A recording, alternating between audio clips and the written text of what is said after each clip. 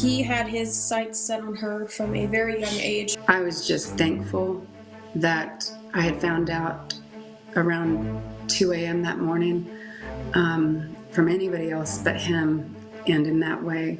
Things that go on behind closed doors is only known by those people. So for him to have a personal direct knowledge of anything would be surprising to me. The sudden death of Mica Miller is still raising a lot of questions, and the conversation continues. We're going to go through some recent updates in the case to make sense of what is going on.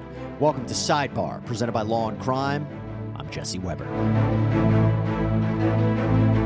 Hey everybody, this is a Law&Crime legal alert. Google Incognito tracked users' browsing data without their knowledge. Yep, well, Mass Tort Alliance, one of our legal sponsors, is actually helping users file for compensation due to Google users' privacy issues surrounding Google Incognito. So, if you've used Google Incognito anytime since 2016, you can start your claim in less than 10 questions. Just go to incognitoclaims.com/sidebar. We have been following the tangled story of South Carolina woman Mica Miller here on Sidebar, and we wanted to update you on some recent developments because it can be hard to keep track of what has been happening in this story. And look, we have been quite fortunate to interview some key people in this story, which we're going to get into. But before we even talk about anything, let me give you some background on this. So we're talking about 30-year-old Mica Miller.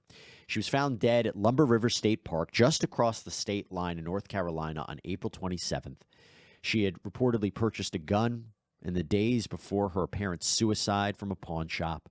The Robeson County ME ruling Mica died from a self-inflicted gunshot wound.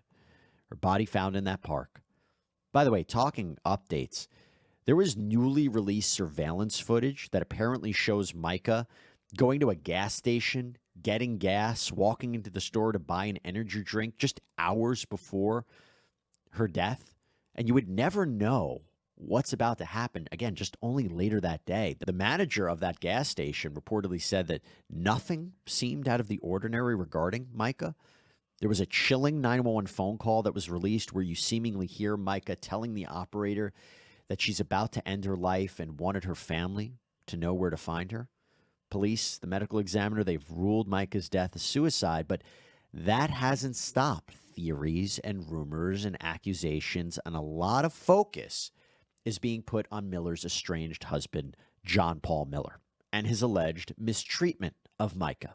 In fact, the Sunday after Mica died, her husband, 44-year-old John Paul Miller, a pastor, announced his wife's death during a recent service at the church where he's a pastor, Solid Rock Church in Myrtle Beach. And he actually delivered a eulogy for Mica where he talked about trying to raise her from the dead. She told me that she was so creative. Everything she did was so creative. What's the next picture?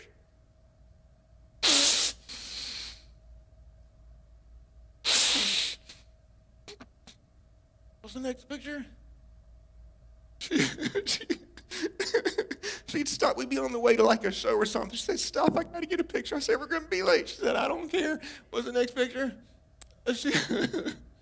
Next picture. And as we try to piece together the pieces of this puzzle, we're trying to understand what was Mica going through? What was the dynamic between her and John Paul? In fact, in one of her final posts on Facebook, Mica uploaded a selfie with the caption, "When terrible, terrible, terrible things happen to you, you all know what I'm talking about, RFP, resting peace face." She included the hashtags "still blessed" and "God is good." She also been posting videos on her social media talking about leaving abusive situations. It doesn't matter what gender you are, abuse is abuse. And you are the bride of Christ. And my Bible says that he took all the abuse you could think of for you so that you didn't have to live that life of slavery and bondage and pain. And we have learned during the course of this story that over a month before Mica's death, police reports indicate that Mica had complained that tracking devices were found on her cars. And one of the reports, after Mica apparently accused John Paul of placing a tracker on her vehicle, An officer allegedly said that this was a civil matter and that they were still legally married, so it doesn't seem like more could be done. And one major recent update, News Nation reported that John Paul Miller wrote a letter seemingly apologizing for posting a topless photo of Mica online. The letter apparently reads, quote, "I'm sorry for putting a picture of you on the internet. It was for less than 1 hour, immediately taken down. I was hurt that you were telling everyone horrible, intimate details of my past sin, and I just wanted to try and hurt you. Please forgive me. It was evil of me to do that." Well, now, for another update, we had the opportunity to sit down with Regina Ward.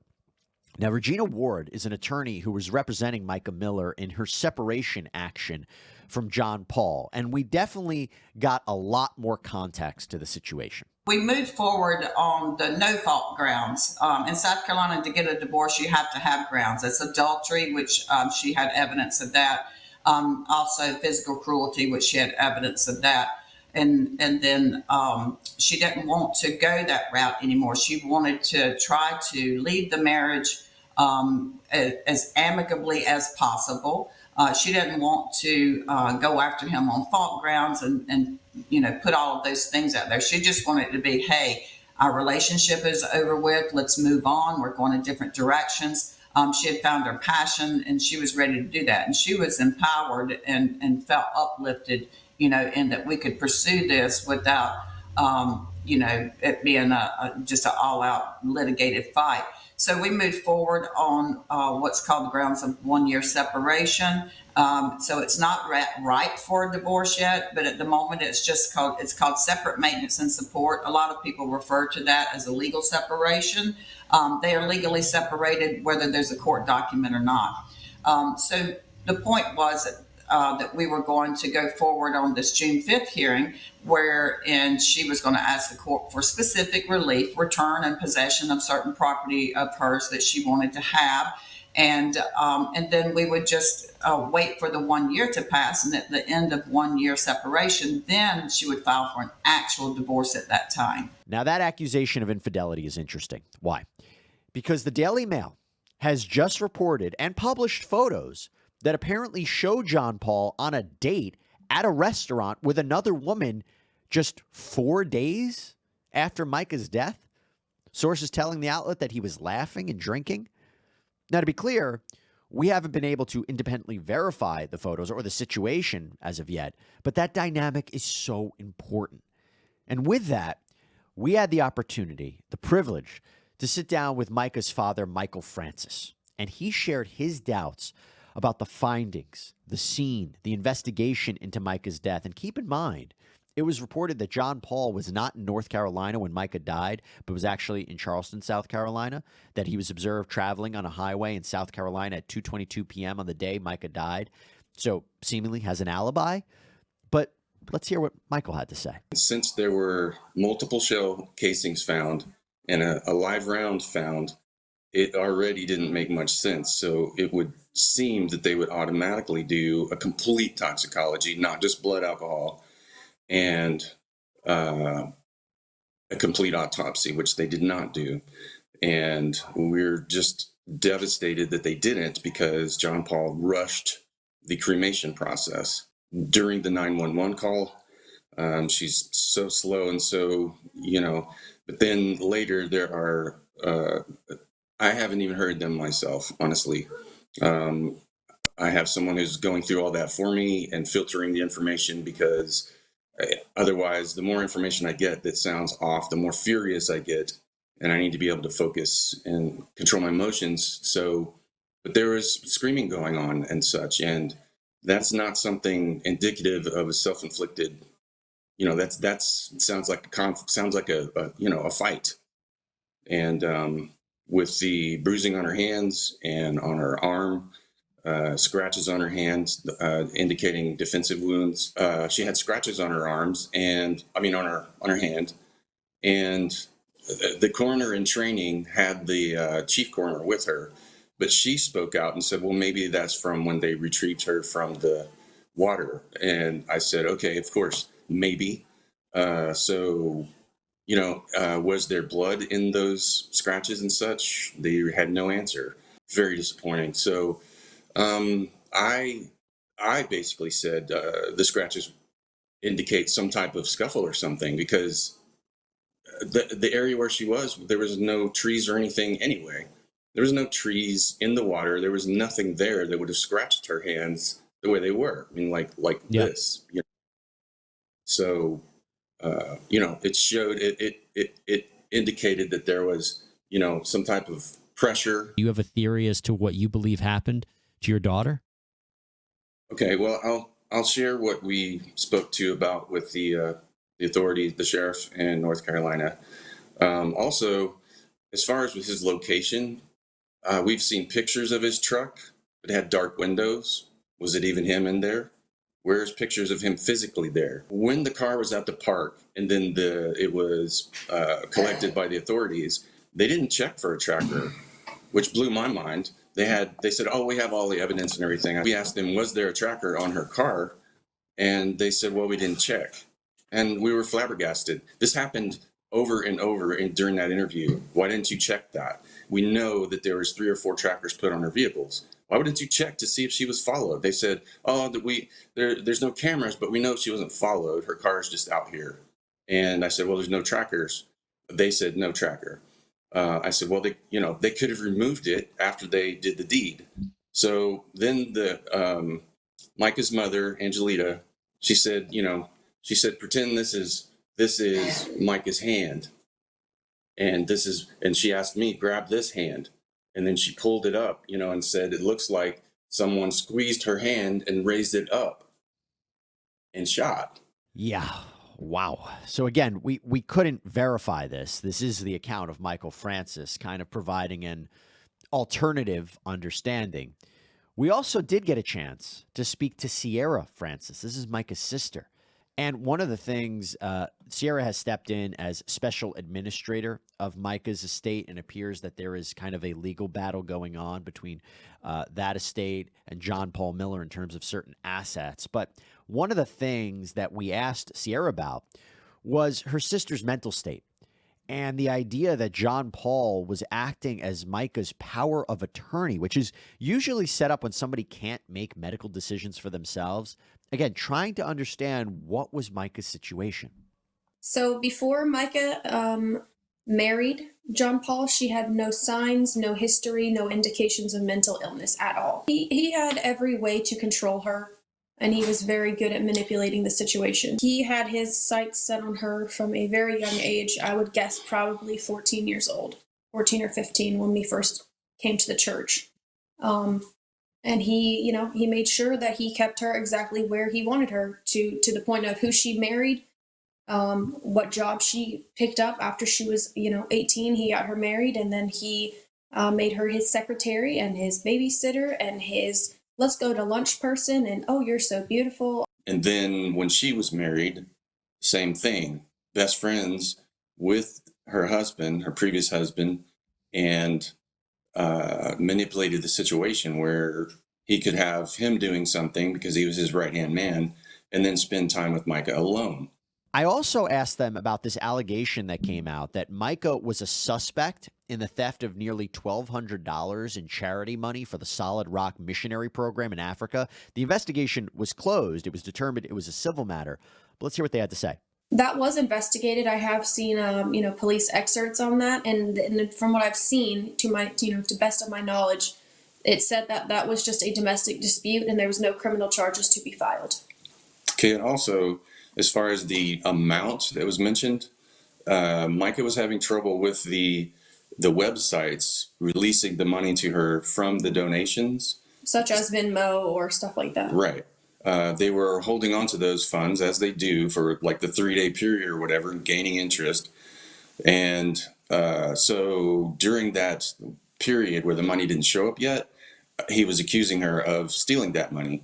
And then after the fact, after she's passed, all the money showed back in except 1 penny. Not to mention that the money wasn't money that was donated and she was stealing it. This money was, hey, I've put $600 out of my pocket with the intention of, hey, I will be reimbursed from this, because that's what she was told. Hey, spend your $600 to purchase, all the donuts that you're using for fundraising. It's a charity. We'll make sure we reimburse you. Okay, now I want to move on to another update. and it concerns Reginald Miller. This is the father of John Paul Miller and father-in-law to Mica Miller. And he insists that his son's relationship with Mica has been misunderstood, that he wants to correct the record. In an email to the Daily Mail, Reginald Miller says, quote, I have a video of Mica on a mission where she tells last year how she took a gun to kill herself and pulled the trigger and the bullet locked in the gun. In the second weeks of marriage, she went and got a gun and was outside shooting up the neighborhood when my son ran out to stop her. She spent the first 3 weeks in a mental facility, and all the time since then, her family refused to believe how sick she was. She was a very, very sick young woman. He also seemed to mention that Mica wasn't overly emotional in her 911 phone call just before her death. But here is what Regina Ward, again, Mica's former attorney who we spoke to, here's what she had to say about that. I can only tell you what my client explained to me happened. And basically, there was a situation where she says that she did get a gun and that she did put that to her head, that she did pull the trigger, and that the bullet jammed. As far as the gun going off after that did not happen according to my client. She didn't, say that happened. There's statement that she shot up the neighborhood, like she went through, shooting the gun. That's not true according to what my client relayed to me. It was simply, the gun jammed, and that was the end of it. Nothing else happened. And what about the claim where he says her family refused to believe how sick she was? She was a very, very sick young woman. Okay, well, Mr. Miller's father, from what I understand, and I don't have all the details on that. I'm not sure exactly how much he was actually involved. The other thing is that things that go on behind closed doors is only known by those people. So for him to have personal direct knowledge of anything would be surprising to me. And so to say that she was very, very sick, I don't think he is in a position to make that call. And pretty much anything that he said in there is going to be hearsay from his own son, who's going to spin it in his own direction. By the way, John Paul Miller's lawyer, Russell B. Long, doubled down on refuting any insinuations, writing in a statement, quote, it has come to light that Mica Miller struggled with mental illness, specifically bipolar disorder, which when not properly managed led to paranoid episodes and self-destructive behavior. Following the untimely death of Mica Miller, unfounded rumors and false accusations began circulating on social media and in various media outlets, suggesting Pastor Miller's involvement in her demise. This created a buzz, causing local and national media outlets to be proliferating these falsehoods on a mammoth proportion. Our client refutes any report that suggests he ever abused his wife. Now, on that note, let me go to a recent interview we did on Sidebar with Charlotte Korn. This is Mica Miller's best friend, and it was a fascinating discussion because she actually provided us seemingly screenshots of conversations from Mica and John Paul Miller. So this was the last conversation between Mica and Charlotte. It's dated April 5th. Mica writes you, thank you for your gentle warnings throughout the years regarding my relationship with JP. I know that you knew I wasn't ready to get out, but looking back, your warnings were very helpful when trying to make tough life decisions. Definitely have replayed our convos in my head over and over throughout the years and wish there was something I could do to get out. And now I've done it, with a smiley face emoji. And then later on, she writes, yes, things are looking up and are headed in a great direction. What do you make of that? I mean, they were. She had a new purpose in life. She had done a mission trip earlier that year, and it really sparked a heart for missions for her. And she had plans to go back and really had a new desire to become a missionary. She was working at a new job that she was loving. She'd finally taken legal moves, to end her previous chapter and start a new one. So things were looking up. And Charlotte made it clear to us that Mica never indicated she wanted to harm herself, and that there is this misconception that she was off her meds and was having a psychotic break. Now, from there, we talked about how John Paul notified Charlotte that Mica had died. This is from J.P. Miller. This is on April 28th at 6:28 a.m. And it says, I thought you two should know Mica killed herself earlier today. She needed her lithium because she has been having a 3-month psychotic episode. I'll keep you posted on funeral. What was your reaction to that? I was just thankful that I had found out around 2 a.m. that morning from anybody else but him, and in that way. But of course, my first thoughts were, this is the text from the grieving husband telling her best friend. There's another message that you sent us from John Paul Miller, and it's in a group of people. And if you could explain to us who all the people are in this group, but this is what the message appears to show from John Paul. This is what happens when you try to encourage someone to divorce the person they love and tell them they don't need medicine and that they're not ill when they are. Good job, Francis family. So who was he writing that to, and what was that about? So that was the night of her death at around 10:30 at night. They had found out within a few hours of that message, and that was the text that he decided to send them. At 2 a.m., when I found out from another friend, I was just in total disbelief and thought there was just some terrible misunderstanding. So I immediately called her sisters, and they were all together and confirmed everything. But they sent me that message. They said, "This is how JP is handling it." Yeah. Now, Charlotte also shared with us a text conversation between John Paul, Mica, and herself from 2022. So the message appears to show John Paul Miller writing, "I would leave anyone or anything for you. I'm only asking for the same respect. You can't treat someone like S and then leave. You're supposed to work it out, stay, and do whatever it takes. Please don't be selfish this one time. I'm literally begging you to do the right thing. The godly thing." And then he goes on to say, "I need you, I want you, and I don't want to sleep alone ever." Okay, so Charlotte, there are a lot of these messages. What exactly was he talking about here? What was going on? The question that kind of kicked into them having an argument was, he asked her, if you could kiss a girl, who would it be? And she said, of course, I wouldn't kiss a girl. That's a ridiculous question. I'm not going to answer that.